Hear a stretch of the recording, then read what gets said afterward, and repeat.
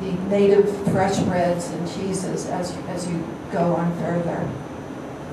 And we also discovered, particularly in Italy, that it's possible to have a nice glass of red wine in the middle of the day and bicycle afterwards. That's encouraging, Charlie. Okay, so now we're going to take you on 4 quick bike trips. Down the Elbe, which is in Saxony, Germany, and then down the Danube with an elder hostel trip under the guidance of Gerhard and Charlotte. And then we'll take you down the Loire, through the Chateau district of central France, and then we'll finish up in Tuscany in Italy. So here we go on the Elbe trip. We went to Berlin for a wonderful wedding.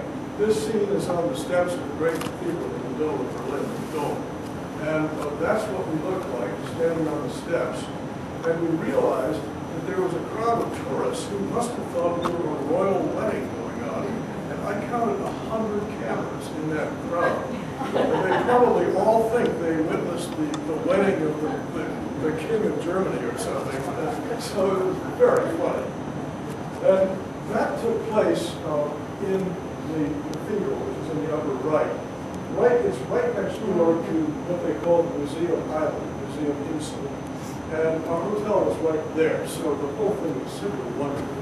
Very fancy, very gussied up.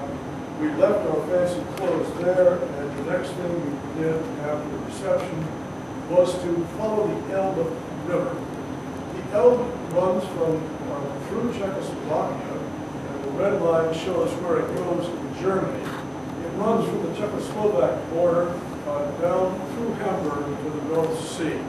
It is a perfectly gorgeous river.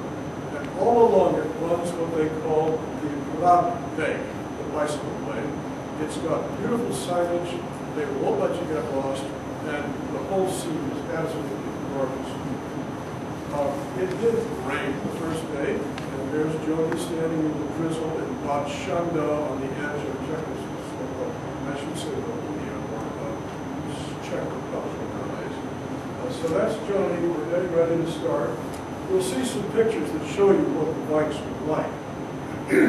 There are boats traveling on the river full of tourists. It's very popular to do the river travel on any of several European rivers. And we, of course, assumed a certain hauteur when we saw them because we knew that we were doing something much more virtuous than they were, riding along the river Eden much. Ruined castles, a routine sight, incredible numbers of internecine wars in Europe that left ruined castles along many rivers. And that's what the tour boats look like. They're on this river, they're on the Danube, not so much on the Loire, France. Joni is having an ice cream cone in a bike path side stopping place. Sir. How many days is this trip? This trip was 7 days. 7 days, 125 miles, not a huge amount of bike. Because you stop, you visit things, you have an ice cream cone. But then we've gone from Czechoslovakia down to Dresden. Dresden is the old capital of Saxony. It's famous for having been bombed to smithereens during World War II. It's all restored, though they could. The Frauenkirche, the wonderful Our Lady's Church, has been all rebuilt. It collapsed after bombing during the war. Dresden, like other German cities with vast amounts of beauty and history, also was a munition center, and it was a rail junction. So when they bombed Dresden, they were not just destroying culture and liberty. What time of year did you go? In June, early June. And this is the Singer Museum in Dresden. They have just incredible collections of art all over Europe, as you probably all know. But we ran across, Raphael's, Titian here, and it just goes on and on. It's a joyful art experience. And this is the famous old Singer Museum. We then left Dresden. Here you see Joni with our 2 bikes. And we crossed the river. Behind Joni is the Opera House. On the river Elbe is all kinds of recreation. And the Germans are real outdoorsy people. There are people out there sculling, their exercise clubs along the river. And it's a very outdoorsy experience. The fields are perfectly beautiful. You ride along these fields of grain along the river, and you hear birds everywhere. It's over in the woods, birds next to you. Biking is a very intimate experience. You really feel that you're part of the countryside. It's not like riding in a car or riding in a bus. You're doing the work and you're having a total experience. And below Dresden, we came to Meissen. This River Elbe, I had no idea. I didn't know much about Saxony. But Saxony has just one gorgeous, famous city after another. The next was Meissen, where they make the famous Meissen China. And it's a marvelous place to visit and tour. There's an old castle with granite paintings, and there's the Meissen factory where you can go see the pottery. That's our hotel, really cute little hotel. It's the one to the right of the big one with the gables. And right on the main square in town, very comfortable, not fancy, but you can opt for the fancy one if you want to, but we and so you're right in the middle of town. You put your bikes downstairs where they're safe, and then you walk around. Up to the cathedral, started in probably the 11th and 12th century under Barbara, I think it's the lady Gannon. And that's Barbara's tomb. That's a not very good picture of a crown altarpiece, and wonderful ceiling.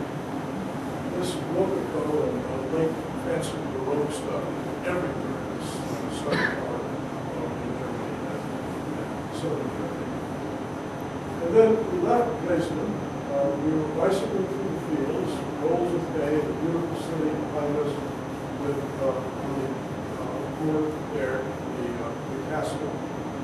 And along the way, we came to a sports palace, and we went in and asked the guys if we could stop for a cup of coffee. And it was a very small place. We sat by the river and took it easy.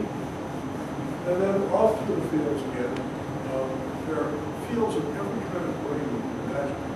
Oats, barley, rye, wheat, I can't tell you. Sorry to say. And that's me with our bikes. This is Weißerspargel. It's white asparagus. We happen to land in Germany just at the white asparagus season.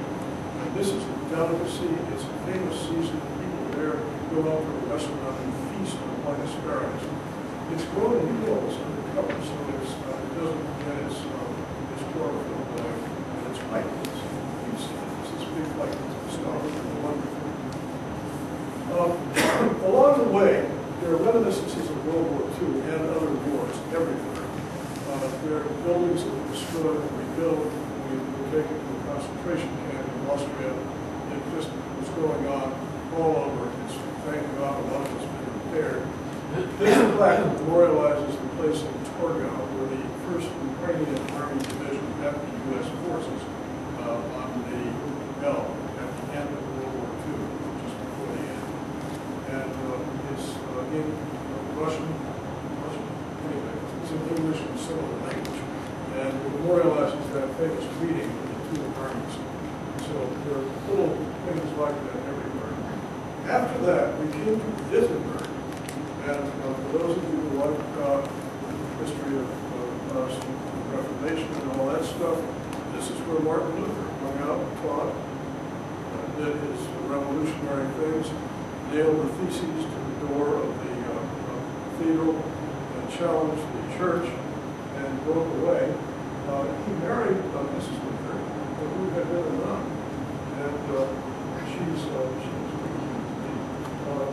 there's a Luther school and a whole collection of Luther museum stuff. Very interesting. This is Joan shaking hands with Mrs. Luther. I don't think she said it.